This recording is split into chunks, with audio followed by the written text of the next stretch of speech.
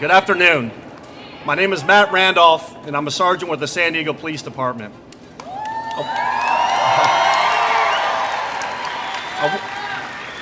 I want to address a couple issues this afternoon, but please know that I'm not speaking for the San Diego Police Department. However, I am speaking on behalf of hundreds of officers within our department who would like to exercise their free will regarding these mandates. Normally, we as officers would never address the public in this manner, in fear of discipline or retaliation. However, this crisis is far too important not to discuss. We have hundreds of officers and their families who are struggling mightily with this issue, wondering if their mom or dad, husband or wife will lose their jobs come December 1st. We are also gravely concerned for the security of the citizens of San Diego if we were to lose these cops.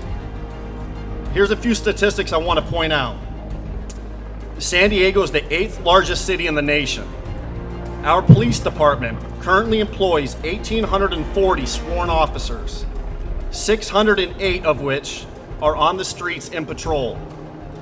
With those numbers, we are still extremely understaffed. In the past year, as you guys know, San Diego has seen a spike in violent crime and homelessness, and our department has struggled with long wait times of radio calls for police service. Now, this is not because of a lack of effort from our department. San Diego PD has always been a top-tier organization, and I can tell you from experience that our department has some of the best officers and dispatchers in the entire nation.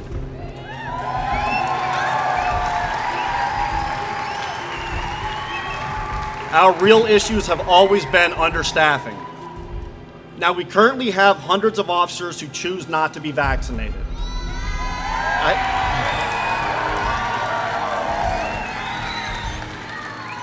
I have personally spoken to a large number of these officers, and I can confirm with certainty that at a minimum of 500 of these cops will either choose to resign or be fired if this mandate goes through.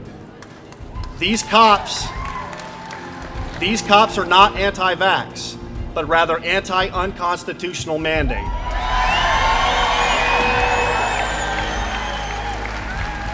If we lost these cops, that would equate to over a fourth of the department that would be gone by the end of this year. Think about the impact that would have on public safety for this great city. Now, this is not about whether the vaccine is a good thing or not. This is about freedom of choice.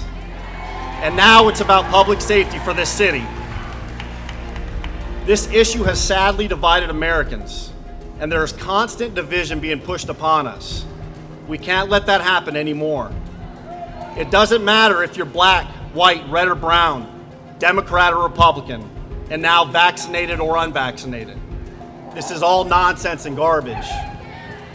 We need to push aside the division and begin to unite as one.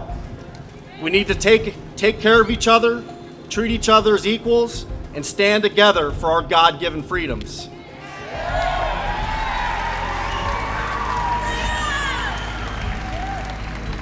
What makes America great is that we are one nation under God and a free society.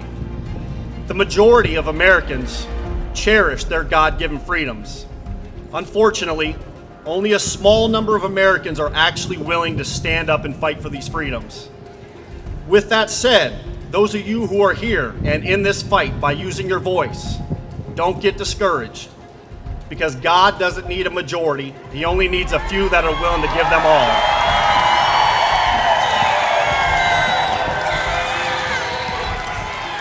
So my message to all San Diegans, this is your city, and you have all the power to make positive changes. The choice has always been yours for what kind of city you want to live in.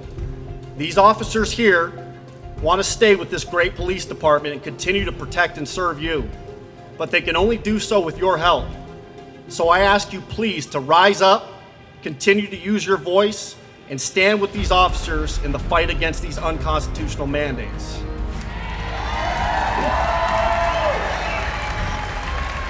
And my message to my fellow officers that are in this fight, do not give up. Stop living in fear regardless of consequences. You only get one shot at this life. See this all the way through and put your faith and trust in God. You cannot serve both God and mammon, and your will is being tested right now. Your decision here to either stand strong with courage or bow down to the pressure will define who you are for the rest of your lives. So stay in the truth and righteousness, be courageous, and always remember your oath to protect the Constitution of the United States of America. Thank you. God bless.